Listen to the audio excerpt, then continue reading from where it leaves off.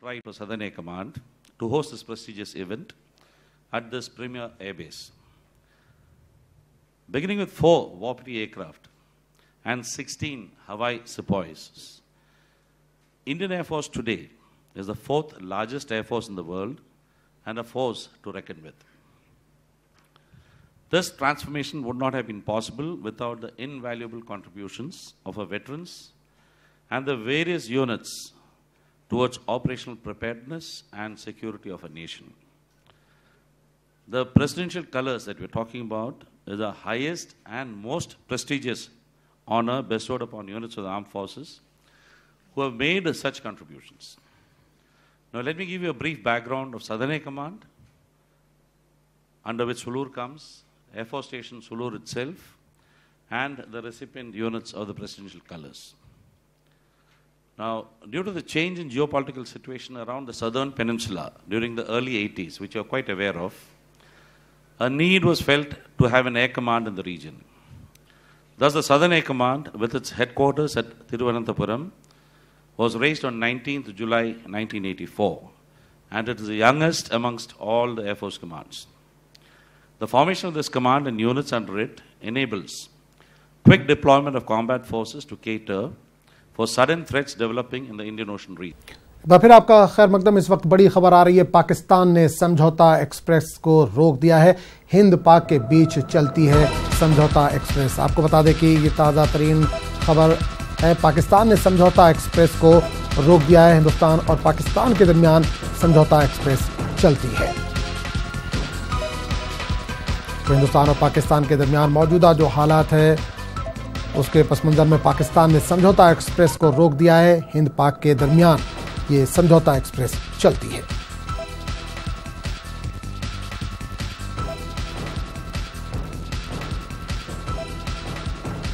और इस पूरे मामले पर बात करने के लिए सीधे रुख करेंगे दिल्ली का, जहां से नुमाइंदे विनीत कुमार इस वक्त फोन लाइन के जरिए जुड़ रहे हैं। विनीत, पाकिस्तान ने समझौता एक्सप्रेस को रोक दिया है, क्या वजह बताइए? जी, निश्चित तौर पर मैं आपको बताना चाहूंगा कि जब से पुलवामा अटैक हुआ था 14 फरवरी के बाद, उसके बाद भारत ने 15 तारीख को भारत में सीसीएस की बैठक हुई और उसमें यह फैसला लिया गया कि पाकिस्तान से मोस्ट फेवर्ड नेशन का दर्जा वापस लिया जाएगा और कई जो प्रतिबंध है वो पाकिस्तान पे लगाए गए। साथ ही साथ भारत लगातार डिप्लोमेटिकली यह कोशिश करता रहा कि पाकिस्तान को अलग थलग कर दिया जाए और अब पाकिस्तान भी अपनी ओर से कुछ करने की कोशिश कर रहा है और उसी के तहत भारत को जाने वाली समझौता एक्सप्रेस को पाकिस्तान ने रोकने का फैसला लिया है। हम बताना चाहेंगे कि जिस तरह से एक और पाकिस्तान जहां पर बातचीत करने की बात कर रहा है, आतंकवाद के खिलाफ लड़ने की बात कर रहा है, वहीं पर वह समझौता एक्सप्रेस रोकने का भी काम कर रहा है, जो ट्रैक टू डिप्लोमेसी के अगेंस्ट जाता है, जहां पीपुल टू पीपुल कांटेक्ट की बात होती है। वही में Pakistan people to people contact जो समझौता एक्सप्रेस के तहत भी लोग एक देश से दूसरे देश आते थे, उसे पाकिस्तान रोक रहा है। तो पाकिस्तान में की इस जो कार्रवाई है उसकी तो भारत की ओर से निंदा की ही जा रही है। साथ ही साथ यह दिखा रहा है कि एक और जहां पाकिस्तान में 2 तरह की बातें कर रहा है, बातचीत करने की बात कर रहा है, आतंकवाद के खात्मे की बात। बिल्कुल विनीत, एक चीज जाना जाए, शांति के नाम पर इमरान खान लगातार झूठ बोल रहे हैं, ये माना जाए? जी, निश्चित तौर पर भैया पाकिस्तान का इमरान खान नहीं, इससे पहले भी अगर हम पाकिस्तान के पुराने में शासन को देखें तो वो इसी तरह की हरकतें और इसी तरह की कार्रवाई भी लगातार किया करते थे। पीपुल टू पीपुल कांटेक्ट की बातें करते थे, दोनों देशों से एक दूसरे से अधिक मुलाकात की बातें करते थे और अभी भी जैसा कि हमने पाकिस्तान के प्रधानमंत्री इमरान खान की बात सुनी तब उन्होंने यह बात कही कि वो बातचीत चाहते हैं, वो शांति चाहते हैं, आतंकवाद का खात्मा चाहते हैं। लेकिन जिस तरह की फिर कार्रवाई कर रहा है पाकिस्तान या जिस तरह की हरकतें पाकिस्तान कर रहा है, उसे निश्चित तौर पर लग रहा है कि वो अब बोल कुछ और रहा है और कर कुछ और रहा है। बिल्कुल विनीत, जानना चाहेंगे, जैसे आपने बोला कि इससे पहले भी जो वहां के पीएम हुए या और भी जो अधिकारी हुए वो सेना के दबाव में रहते हैं, क्या इमरान खान पर भी सेना का पूरी तरह से दबाव है? वो बातचीत करना भी चाहें तो नहीं कर सकते हैं?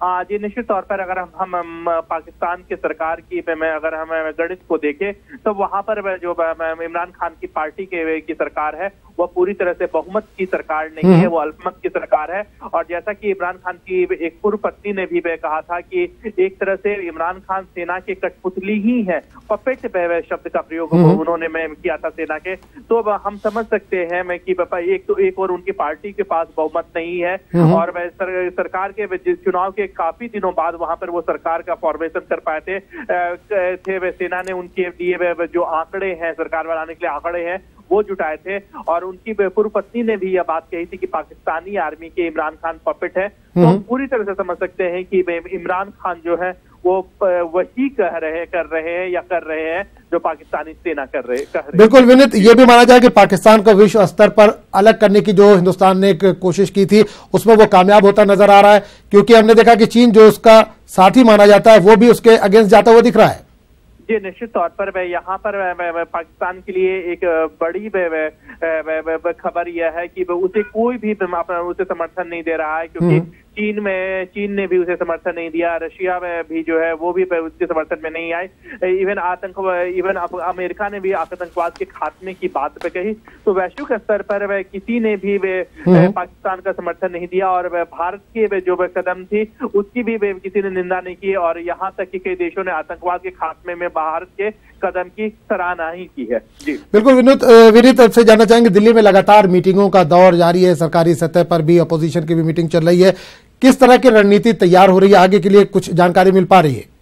जी निश्चित तौर पर मैं आपको बताना चाहूंगा कि सरकार की ओर से लगातार रणनीति बनाई जा रही है। जब से पुलवामा का अटैक 14 फरवरी को हुआ है उसके बाद से सरकार की पूरी तरह से कोशिश है कि इस तरह की घटनाएं में न हो। और अब सरकार चाहती है कि आतंकवाद को जमीन को जड़ से खत्म किया जाए, उसके मूल से ही खत्म किया जाए।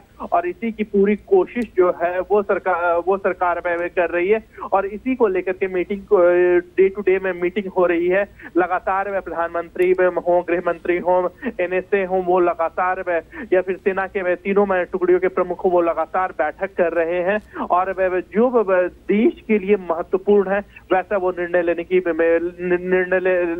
ले रहे हैं, ताकि जिससे आतंकवाद का खात्मा में किया जा सके और जिस तरह की पुलवामा की जिस तरह की घटना घटी थी वैसी घटना भविष्य में ना हो पाए। चलिए विनीत, इस तमाम जानकारी के लिए आपका बहुत बहुत शुक्रिया। नाज़रीन, इस वक्त एक और बड़ी खबर इस वक्त आ रही है। हिंदुस्तान से अमेरिका आने जाने वाली फ्लाइट्स का रास्ता तब्दील कर दिया गया है। अहमदाबाद मुंबई से रवाना होंगी ये फ्लाइट्स। अमेरिका यूरोप से हिंदुस्तान आने वाली फ्लाइट्स का रास्ता तब्दील कर दिया गया है। दुबई शारजा से हिंदुस्तान आ रही हैं फ्लाइट्स। तकनीकी ज़रूरियात के पेश नज़र उठाए गए कदम, तमाम फ्लाइट्स ताख़ीर से चल रही हैं।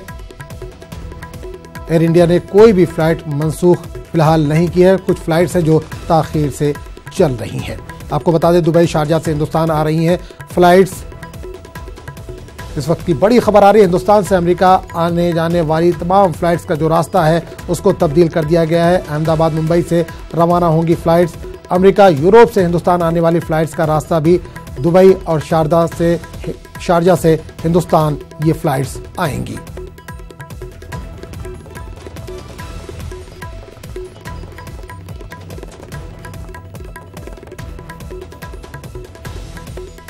आपको बता दें कि बड़ी खबर है, कई फ्लाइट्स का रुख मोड़ा गया है। दुबई शारजा से हिंदुस्तान आ रही हैं अब फ्लाइट्स। अमेरिका से जो फ्लाइट्स आ रही थी उनके रास्ते को तब्दील किया गया, तकनीकी ज़रूरियात के पेश नज़र उठाया गया है ये कदम। एयर इंडिया ने कोई भी फ़्लाइट मनसूख नहीं की है, हालांकि कुछ फ़्लाइट जो है वो देरी से उड़ान भरेंगी। हिंदुस्तान से अमेरिका आने जाने वाली फ़्लाइट्स का वो रास्ता तब्दील किया गया है। आपको बता दें कि अहमदाबाद मुंबई से रवाना होंगी अब फ्लाइट्स।